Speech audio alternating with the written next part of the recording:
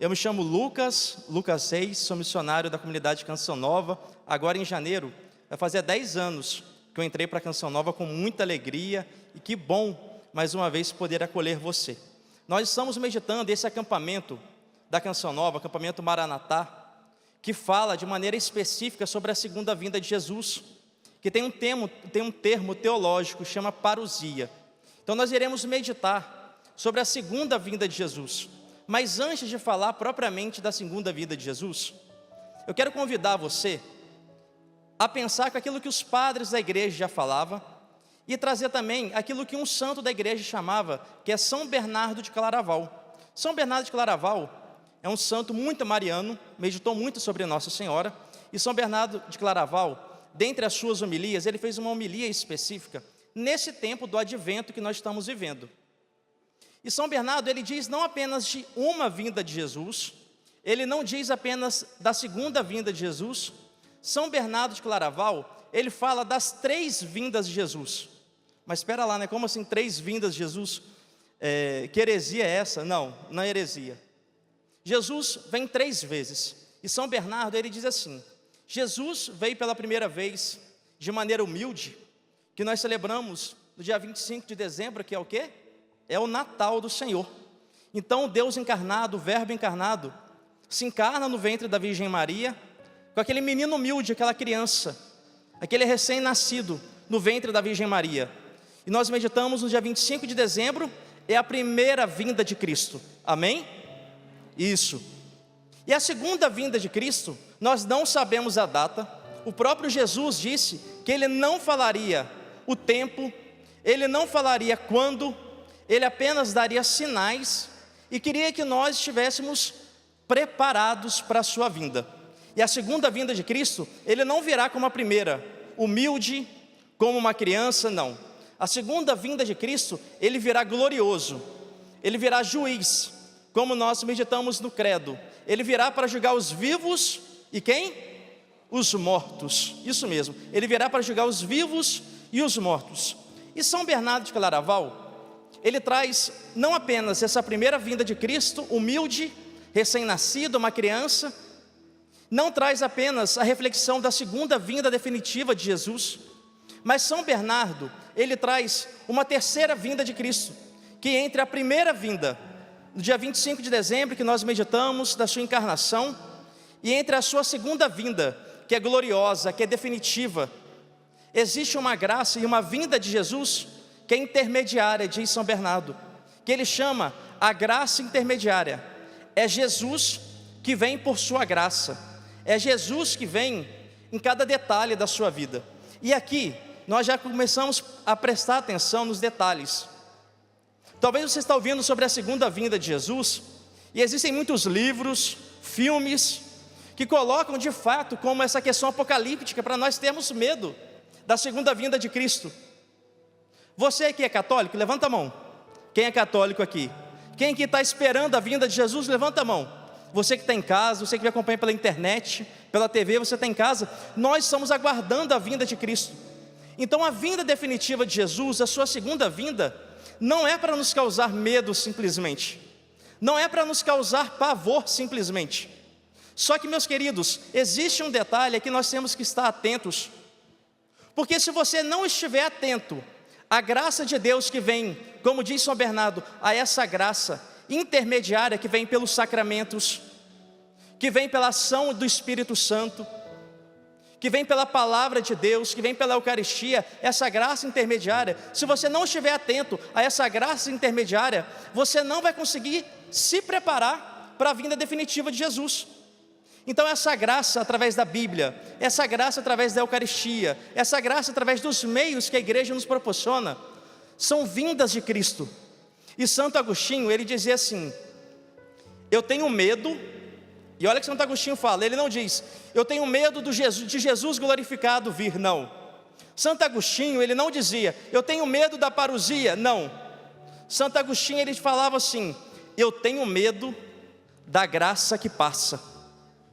E aqui, minha gente, eu quero convidar você a pensar, antes de nós começarmos a meditarmos propriamente sobre a segunda vinda de Jesus, Eu quero te fazer refletir, você que me acompanha pelo Sistema Canção Nova de Comunicação, você que está aqui no Rincão do Meu Senhor, você está conseguindo aproveitar dessa graça intermediária? Você está aqui na Canção Nova, é uma graça estar aqui na Canção Nova, não é, gente? É bom ou não é? É maravilhoso estar aqui na Canção Nova, é maravilhoso poder ouvir pregações, é maravilhoso poder participar da missa. Só que você precisa estar atento, porque senão a graça passa. E Agostinho diz que ele tem medo não do Jesus que vem, não do Jesus que virá para julgar os vivos e os mortos. Santo Agostinho tem medo de uma dispersão numa pregação da palavra. Santo Agostinho está dizendo que ele tem medo de uma dispersão na Santa Missa.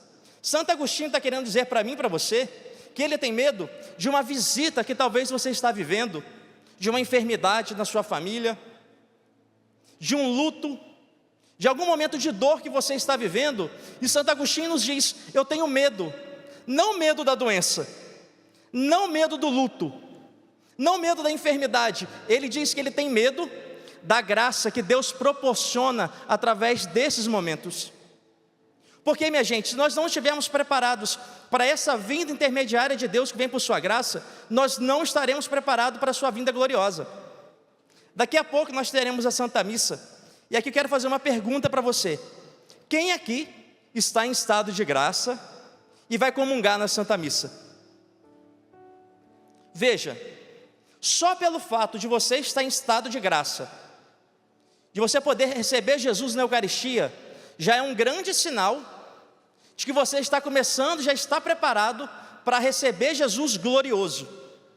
Eu disse: você está preparado para receber Jesus na Eucaristia? Muitos levantaram a mão. Quem não levantou a mão, então por gentileza, procure que o Espírito Santo convença o seu coração para você se confessar, para você estar em estado de graça. Porque uma alma em estado de graça, de certo modo, já é uma alma escatológica, já é uma alma que grita Maranatá. Para quem não sabe, Maranatá era um grito, era um clamor da igreja primitiva, mas era uma maneira da igreja se cumprimentar. Hoje nós dizemos boa tarde, bom dia, não é assim? A paz de Jesus, nós não falamos isso? Na igreja primitiva, não sei se você sabe, a igreja também dizia assim: Maranatá. Maranatá, meu irmão, Maranatá, minha irmã. O que isso significa? Jesus está vindo, vem Senhor Jesus, vem Senhor Jesus. Então esse grito Maranatá já é um grito dos primeiros cristãos, já diziam isso. E também precisa ser um grito dos últimos, precisa também ser um clamor do nosso tempo. Quero convidar você a pegar a Sagrada Escritura, a sua Bíblia, no Evangelho de São Mateus, capítulo 25, versículo 13. Evangelho de São Mateus, capítulo 25, versículo 13. E a palavra diz assim: vigiai, pois, porque não sabeis nem o dia e nem a hora. Essa pregação, ela não é uma pregação isolada, então ela faz parte de um corpo. Nós já tivemos outras pregações, vocês ouviram sobre os sinais dos tempos. E veja, Jesus, ele não disse quando ele viria, ele deixou sinais para nos prepararmos.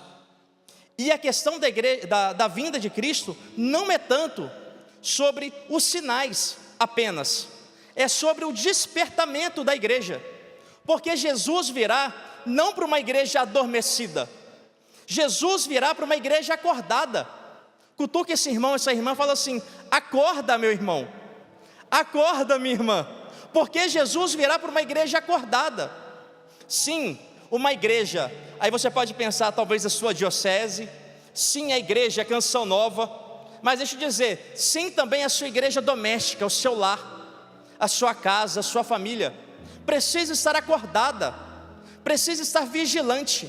Os padres da igreja, eles faziam uma interpretação da igreja que vigia, é a igreja que vive sobre o Espírito. A igreja vigilante é a igreja que vive no Espírito. Pelo contrário, a igreja adormecida é a igreja que vive de uma maneira carnal. Nós só seremos essa igreja expectante que aguarda a vinda do Cristo, do esposo, se nós tivermos uma vida no Espírito. Não tem como nós tirarmos, desassociarmos uma vida no Espírito e a parousia. Elas estão extremamente interligadas. Só aqueles que vivem uma vida no Espírito, só aqueles que conseguem enxergar uma visita de Deus numa doença, numa enfermidade, no luto, estarão preparados para essa vinda definitiva de Cristo. Só aqueles que comungam de Jesus na Eucaristia, que têm sede da Eucaristia, vai poder dizer assim: Maranatá, Jesus. Você que me acompanha agora pelo Sistema Canção Nova de Comunicação, talvez você vai para a sua Santa Missa, na sua paróquia, e talvez você vai lá seguir a sua fila da comunhão, né? Eu tenho certeza, você que está aqui na Canção Nova também, quando você vai comungar Jesus, talvez no seu coração você carregue mais pessoas, não é verdade? Talvez no seu coração você está indo comungar Jesus, Ele vai entrar nos seus lábios, mas dentro do seu coração também está o seu pai, está a mamãe, está os filhos, tem uma igreja, existem pessoas que estão com você dentro do seu coração, e você vai lá na fila da comunhão em estado de graça, viu gente? Em estado de graça, recebe Jesus, porque se você já está começando a receber Jesus Eucarístico, já é o início de um Maranatá, já é o início, porque você já está começando a se preparar para aquele glorioso, que virá julgar os vivos e os mortos, aquele que virá não para condenar, mas para salvar, não para trazer a morte, mas para trazer a vida, não para, entre aspas, trazer um derrotismo, não, porque Ele é o vitorioso, Jesus é vitorioso, Ele venceu a morte, mas agora Jesus precisa vencer a minha e a sua morte. Quando nós pensamos sobre a vinda de Cristo, então Ele vem para uma igreja acordada. Eu quero convidar você a pensar aqui comigo. Imagina, você tem o seu filho, imagina no seu filho, eu estou vendo aqui uma mãe com uma criança, né? Uma criança deve ter por conta de uns 8 anos, mais ou menos. Imagina o seu filhinho, vou botar até com uma idade menor. Imagina o seu filho com 3 anos de idade, dormindo, e aparece uma cobra, uma serpente venenosa, para picar o seu filho. O que você faria, mãe? O que você faria, pai? O seu filho está dormindo novinho, e ele vem uma cobra para picar, uma cobra venenosa, que pode matar o seu filho, matar a sua filha. Você vai chegar para o seu filho e falar assim: olha, ei meu filho, acorda neném. Você vai fazer assim, você vai dar um grito bem alto para ele acordar, porque tem uma cobra e ele está em perigo de vida. Você vai gritar, não é verdade?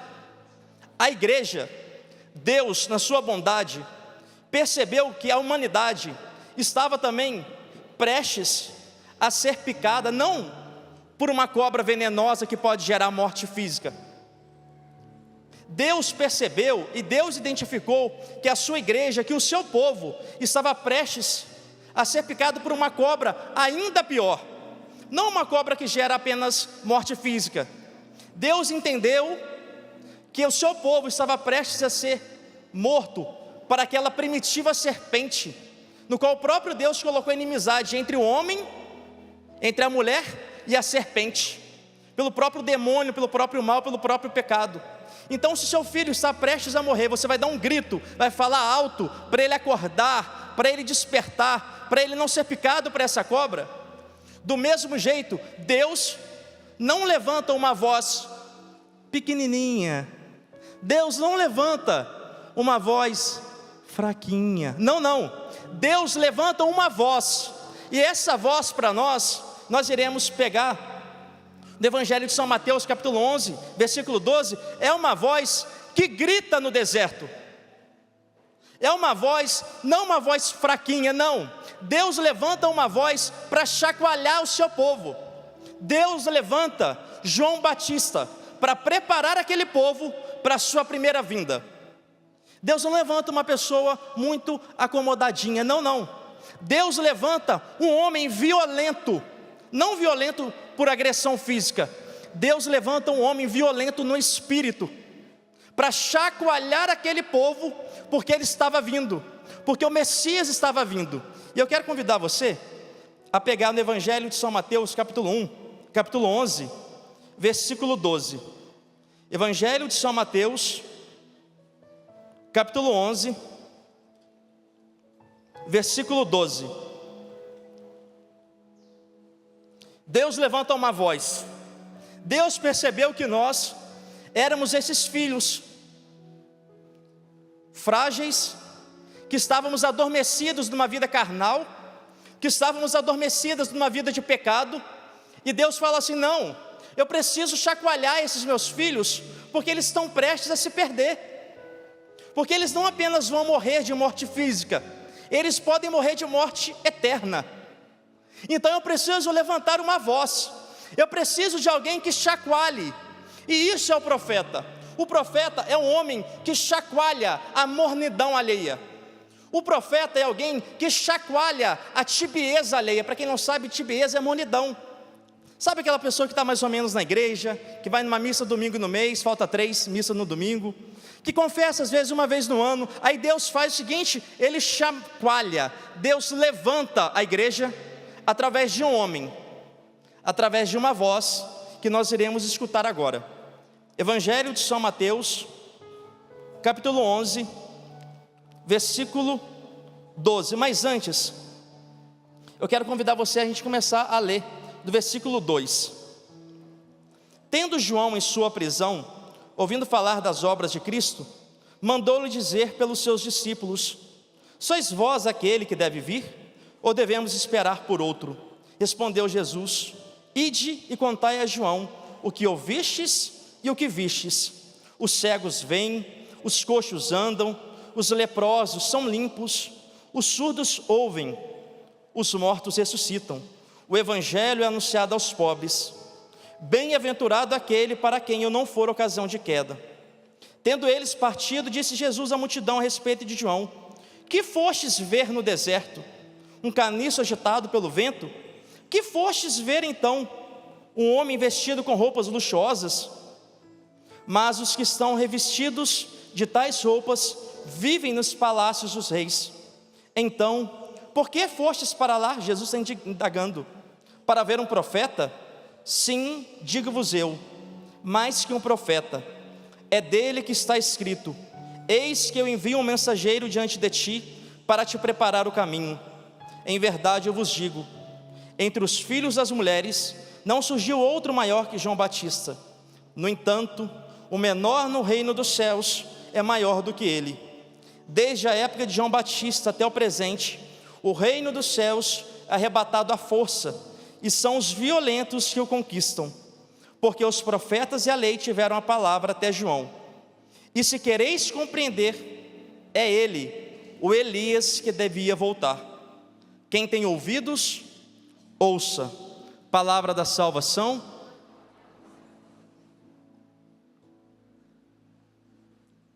João Batista, nós precisamos entender que João Batista ele vive e atualiza o profetismo de Elias. Algumas pessoas, de maneira errônea, falam que João Batista é Elias, a reencarnação de Elias, e não é verdade. Nós que somos católicos, nós não acreditamos na reencarnação, amém? Não, né? Nós acreditamos no quê? Na ressurreição. Nós não acreditamos na reencarnação. Então João Batista não é a reencarnação de Elias. João Batista, ele atualiza o ministério, ele atualiza o profetismo de Elias. E aqui nós precisamos entender essa figura de João Batista, porque diz que ele é um violento, mas não violento contra a esposa, não violenta contra os filhos, não. João Batista, ele é violento contra os próprios pecados. E aqui que nós precisamos entender que são os violentos. Pode parecer uma contrapartida, né? Porque Jesus disse certa vez no Sermão da Montanha que os mansos herdarão o reino dos céus. E aqui ele está dizendo que são os violentos. Uai, mas Jesus está confundindo mansidão com violência? Jesus está dizendo, a mansidão que vai herdar o reino dos céus é a mansidão com o próximo, é a mansidão com o marido, é a mansidão com a esposa, é a mansidão diante de um trânsito, é a mansidão numa fila. A guerra, a violência não é contra o meu irmão. A violência não é contra a minha irmã. A violência não é contra a sua sogra, não.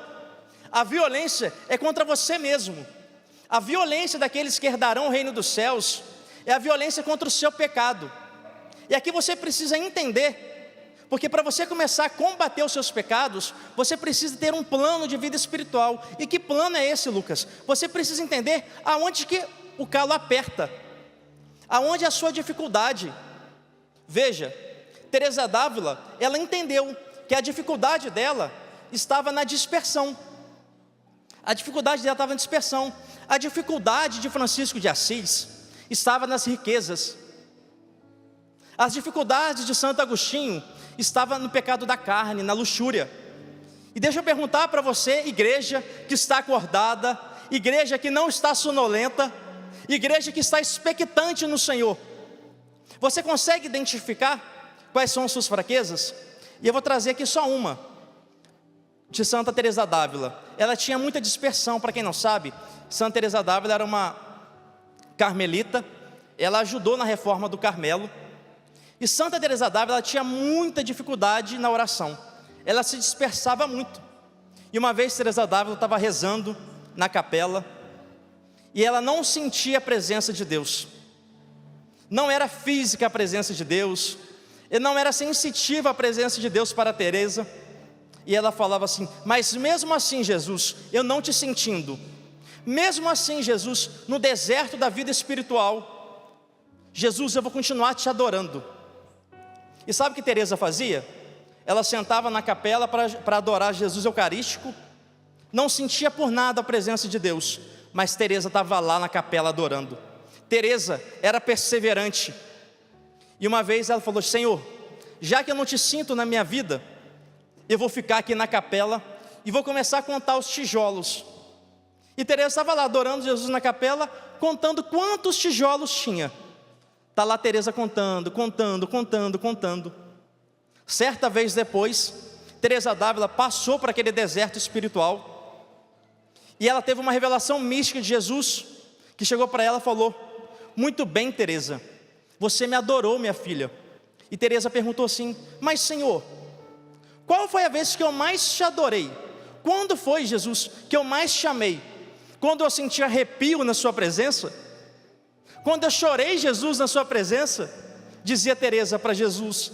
E Jesus falou: não, Teresa, o dia que você mais me amou foi naquele dia que você estava na capela contando os tijolos. Porque ali, Teresa, você não tinha vontade nenhuma de estar na minha presença, e você estava. Foi nesse dia, Teresa, que você me amou. Não foi no dia dos arrepios, não foi no dia das lágrimas, foi naquele dia, Teresa. Ah, meus queridos, quando você não sente mais vontade de ir, é a oportunidade perfeita que Deus está te dando para você amá-lo de volta. Quando você não sente mais aqueles arrepios, talvez como um dia já sentiu, é Deus que está te dando a oportunidade. Vai para a capela da sua paróquia, conta os tijolos, porque ali, mesmo que você não fale, mesmo que você não grite, mesmo que você não expresse, ali existe um clamor de alma dizendo: Maranatá, vem, Senhor Jesus. Mesmo que eu não te sinta, mesmo, Jesus, que eu não sinta a tua presença, Maranatá. Vou trazer outro exemplo de um santo da igreja, Santo Agostinho. Santo Agostinho, ele viveu esse processo de conversão. E Santo Agostinho era um homem da carne. Se nós atualizarmos para o tempo de hoje, Santo Agostinho era um homem da noite. Então Santo Agostinho saía com muitas mulheres. Ele era um homem devasso. E uma vez, conta a tradição da igreja, que Santo Agostinho estava nesse processo. A gente pode dizer assim: Santo Agostinho não valia muita coisa, viu, gente, antes da conversão. Ele era da pá virada. E Santo Agostinho, vendo esse processo, ele se converte. Nosso Senhor sussurrou no coração dele, ele abriu a palavra em Romanos, ele se converteu, ele se tornou padre, ele se tornou bispo. E uma vez, Santo Agostinho estava indo pronto para celebrar a missa, e ele escutou o sussurro de uma das mulheres, que ele já tinha se envolvido antes de ter um encontro pessoal com Cristo e entrado para a igreja. E a menina começou a gritar para Santo Agostinho: ei, Agostinho, vem cá, eu sou aquela. E Santo Agostinho falou: meu Deus do céu, sai fora, diabo, não quero não. E ela gritando: vem Agostinho, eu sou aquela. Ele: sai fora, coisa ruim. Não, agora eu sou padre, eu sou um bispo da igreja. Eu sou aquela, Agostinho. Santo Agostinho diz que ele virou para aquela mulher e falou assim: você é aquela? Beleza, mas com todo respeito, eu não sou mais aquele. Eu não sou mais aquele homem. Eu sou outro. Porque agora o meu coração tem sede de Maranatá. Porque agora o meu coração tem sede de vida nova. Então a mesma luta, eu estou dizendo isso para ilustrar, que talvez você possa imaginar: ah, mas para o santo isso era mais fácil. Para Santo Agostinho era mais fácil. Não, não. Santo Agostinho sentia também o desejo e um apetite sexual. Ah, para Teresa d'Ávila era mais fácil, pensa, ela era carmelita, ela era freira, então para ela era mais fácil. Não, Teresa d'Ávila também não tinha vontade de rezar. Para Francisco de Assis era mais fácil. Não, Francisco de Assis teve que jogar nos espinhos. Agora eu pergunto para você que me acompanha pelo Sistema Canção Nova de Comunicação, pergunto para você que está aqui no Rincão do Meu Senhor: quais são as suas lutas? Talvez você vai ter que entrar na capela da sua paróquia e contar os tijolos como Teresa d'Ávila. Talvez você, meu irmão, que está me acompanhando aqui, você vai ter que ter uma postura profética no WhatsApp, entre os seus amigos, e quando chegar a tentação até você, a sua postura vai dizer: pera lá, eu não sou mais aquele. Porque o homem e a mulher que grita com a vida Maranatá, vem Senhor Jesus, precisa de uma postura nova, precisa de uma postura de remidos. E aqui no Evangelho diz, Jesus vai falando, e como eu disse para vocês, João Batista atualiza o profetismo de Elias. E aqui agora, eu quero pedir licença a você, e dizer que esse profetismo, ele não se acaba, porque o profeta Malaquias já dizia que precisava de um homem, e a palavra diz que João Batista, ele é formado e forjado no deserto. Se João Batista atualiza o profetismo de Elias, eu queria falar para vocês de um outro homem que atualiza o profetismo de João Batista. Eu queria falar para vocês de um homem chamado Padre Jonas Abib. Ele também atualiza o mesmo profetismo, que passa como uma corrente espiritual, porque a igreja jamais vai deixar de cessar Maranatá. O profetismo de João Batista em Elias também acontece na vida de Padre Jonas.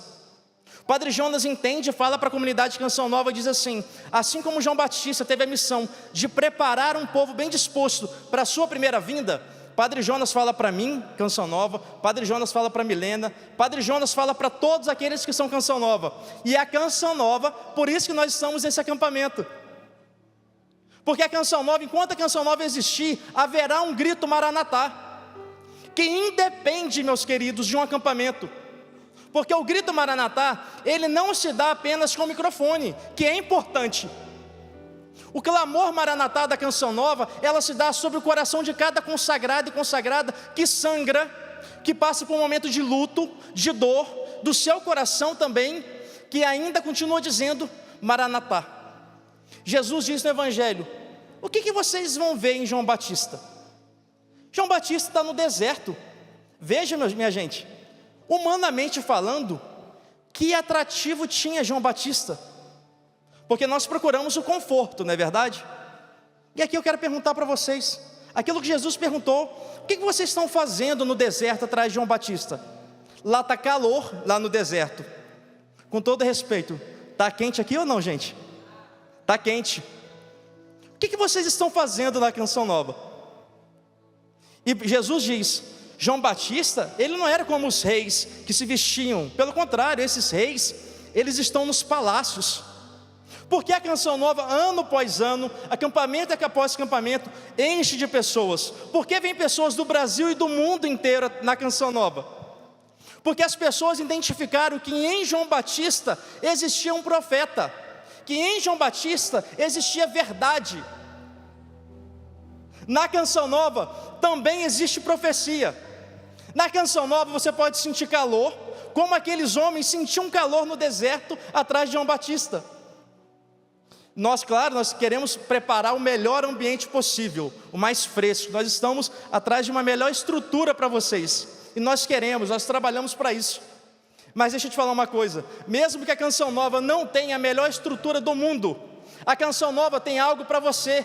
Na Canção Nova existe profecia, na Canção Nova existe verdade, e é por isso que você saiu da sua casa, porque aqueles mesmos homens e mulheres que iam atrás de João Batista, hoje vêm na Canção Nova, porque ali existe profecia, porque lá existe verdade.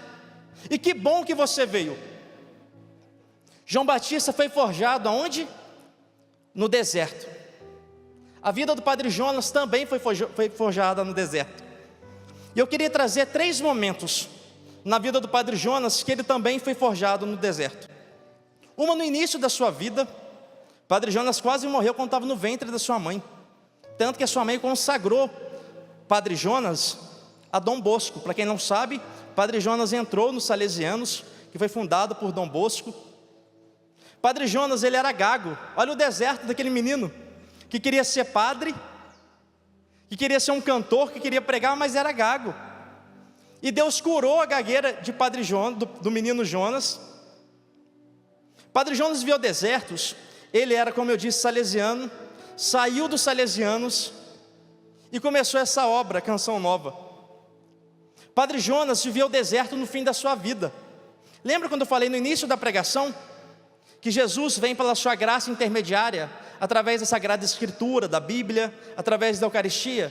Não sei se você sabe, no fim da vida, Padre Jonas, muito doentinho no hospital, ele não podia nem comungar. E ele falava para nós, membros da Canção Nova: meu coração tem sede de poder comungar. Ele não podia comungar. Um homem forjado pelo deserto. E talvez você também esteja vivendo o deserto. Para quem tem visão espiritual, compreende que o deserto não é simplesmente um lugar de morte. O deserto é o lugar, é o útero dos profetas, é onde Deus gera os profetas. Foi no deserto que Deus gerou João Batista, foi no deserto que Deus gerou o Padre Jonas. Não fuja do deserto, porque é no deserto que Deus está caprichando o seu clamor Maranatá.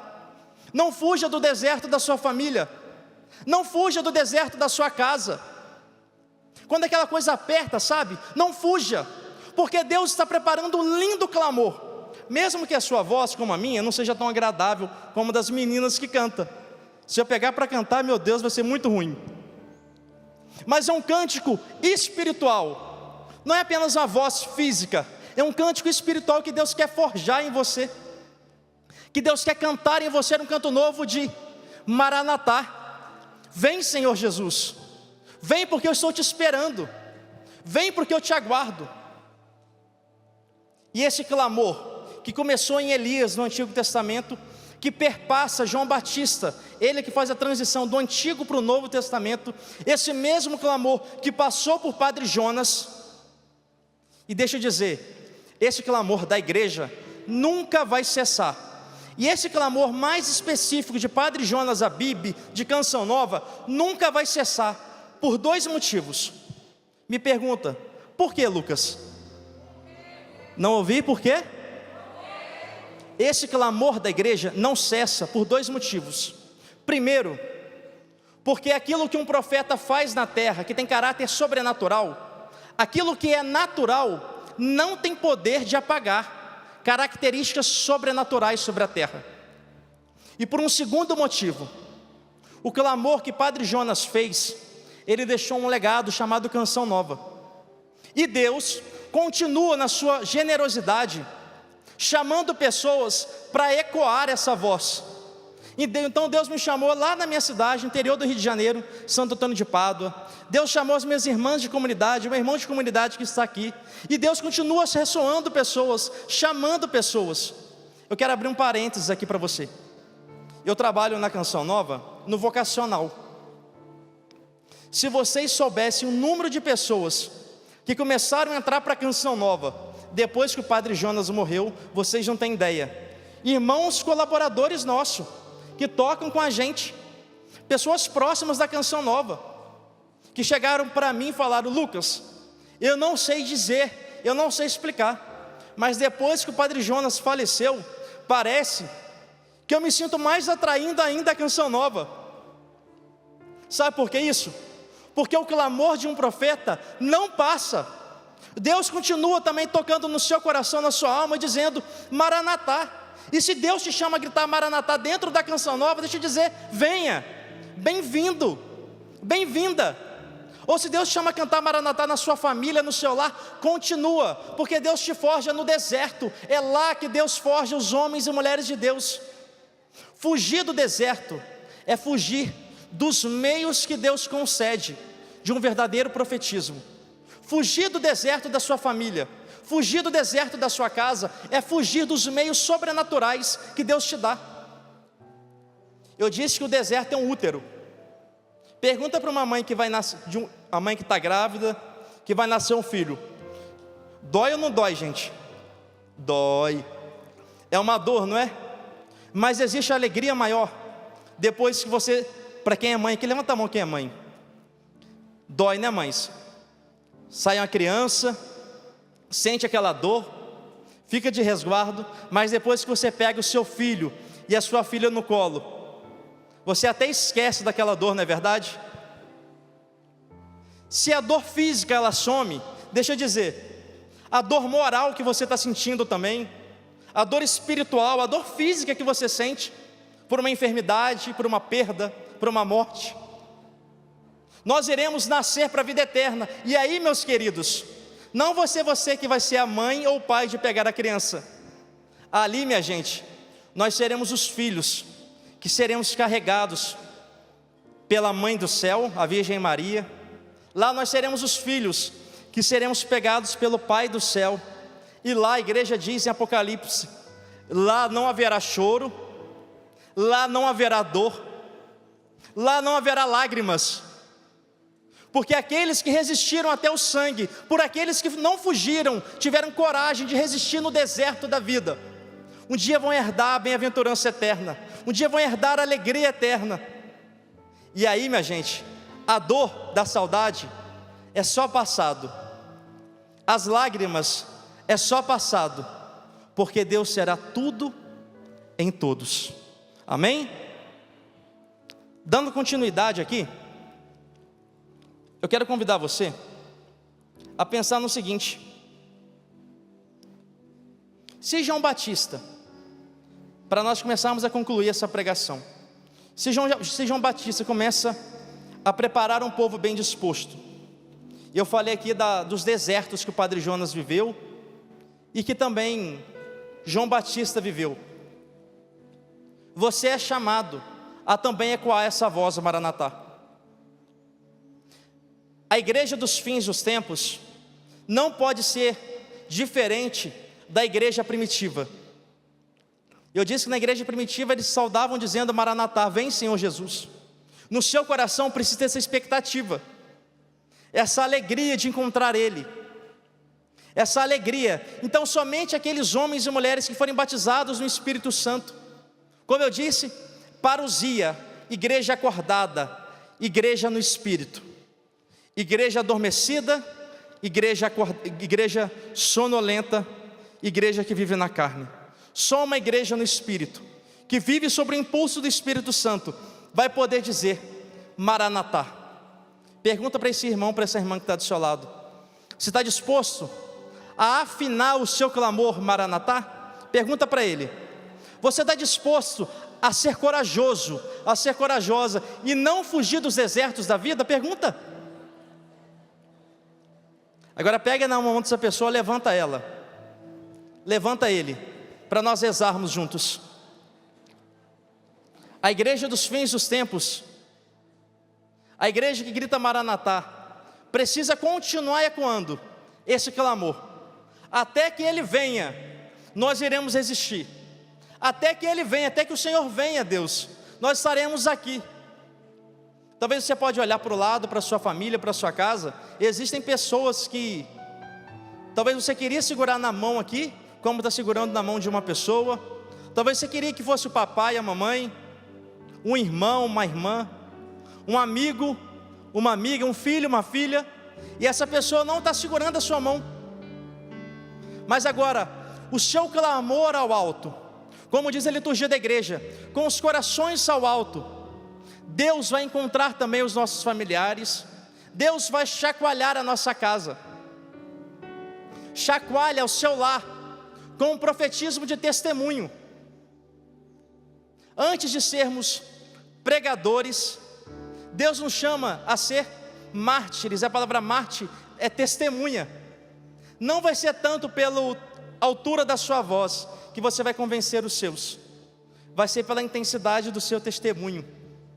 Você está disposto a perpetuar uma voz que começou em Elias no Antigo Testamento, uma voz que passou por João Batista, uma voz que passou por Padre Jonas Abib, e agora, meus queridos, é a sua voz que precisa ecoar, porque Elias já disse Maranatá, João Batista já disse Maranatá, e João Batista disse: eis o Cordeiro de Deus. E a Canção Nova existe para isso, a sua vida, a nossa vida existe para isso, para apontar o Cordeiro de Deus, que a palavra em Apocalipse disse: eles seguiram o Cordeiro aonde quer que ele vai.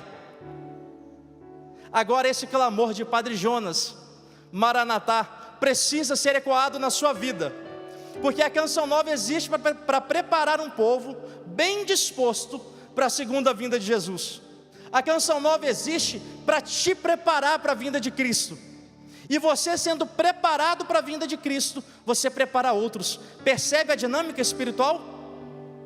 Percebe essa corrente espiritual? Nós preparamos você, nós te preparamos para que você prepare a sua família, para que você prepare a sua casa, para que você prepare na sua faculdade, na sua escola, no seu trabalho, para que não seja apenas um clamor de uma pessoa específica, não, é um clamor de uma igreja, é um clamor de uma geração.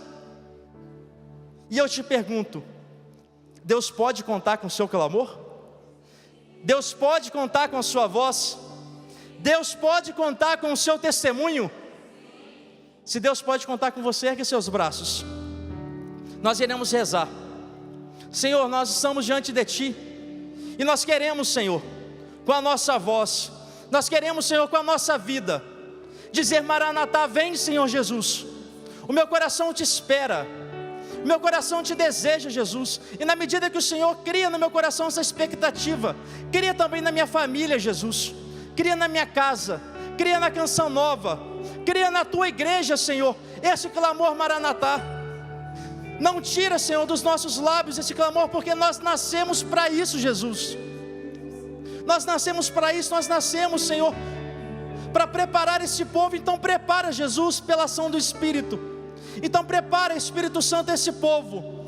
Prepara cada coração, cada pessoa que me acompanha pela televisão Canção Nova, pela internet, pela rádio. Prepara, Senhor, prepara esses corações, como diz a liturgia da igreja, corações ao alto. O nosso coração está em Deus. Até que o Senhor venha, nós estaremos acordados. Até que o Senhor venha, nós estaremos lutando contra nós mesmos, contra os nossos pecados, contra a nossa má tendência. Até que o Senhor venha, nós viveremos uma vida no Espírito. Até que o Senhor venha, até que o Senhor venha.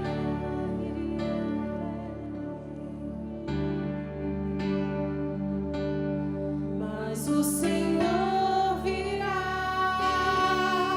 Ele não tardará.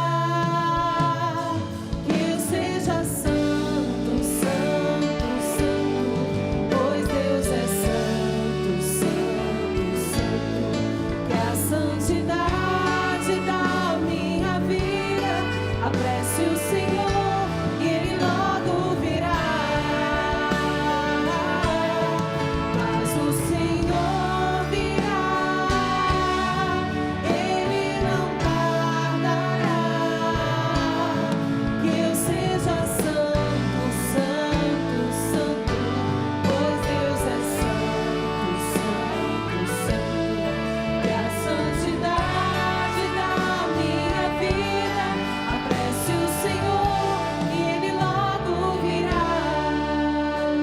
Do início, cantemos Que santidade, com seus braços erguidos. que homens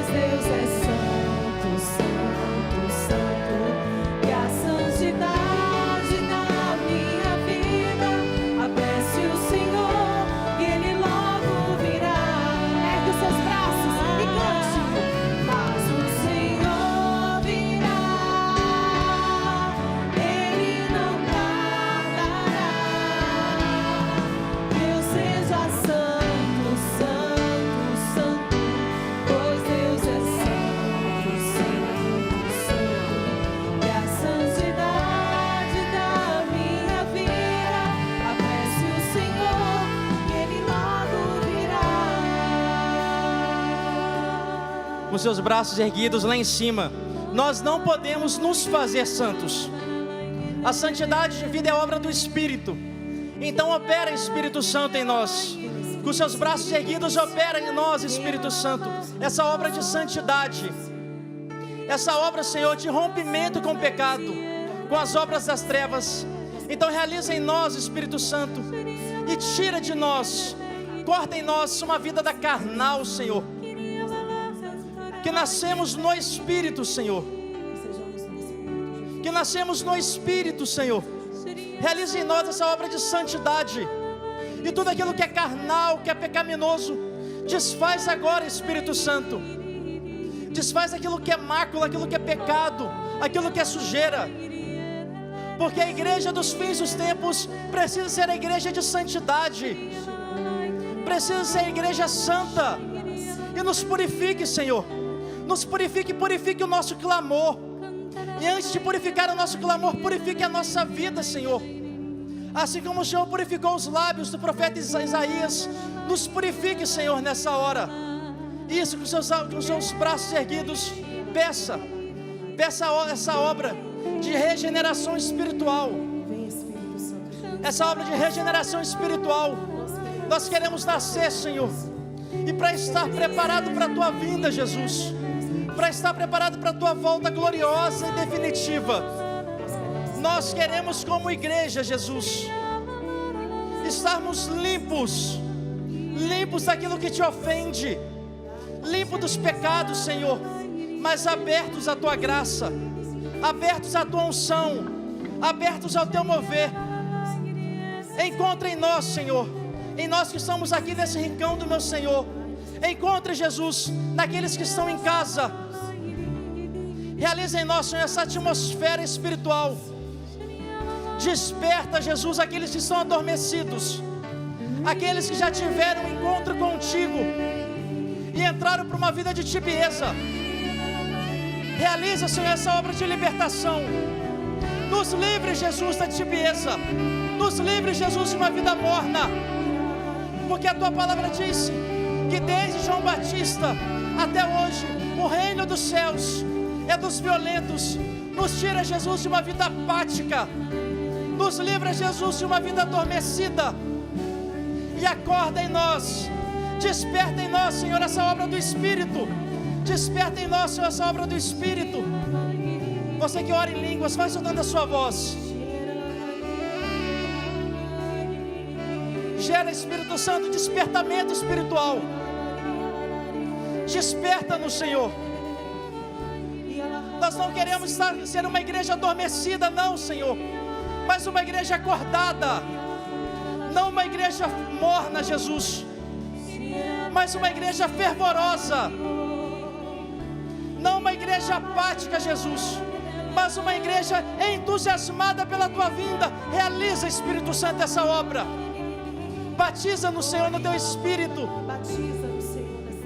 Batiza no Senhor no Teu Espírito. Nós clamamos, nós pedimos. Realize, Senhor, essa obra.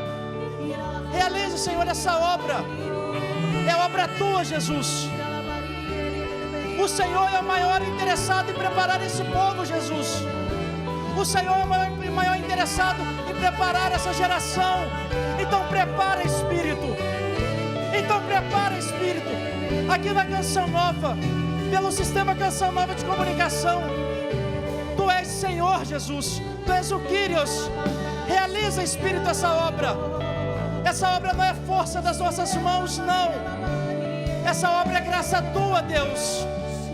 Realiza. Realiza.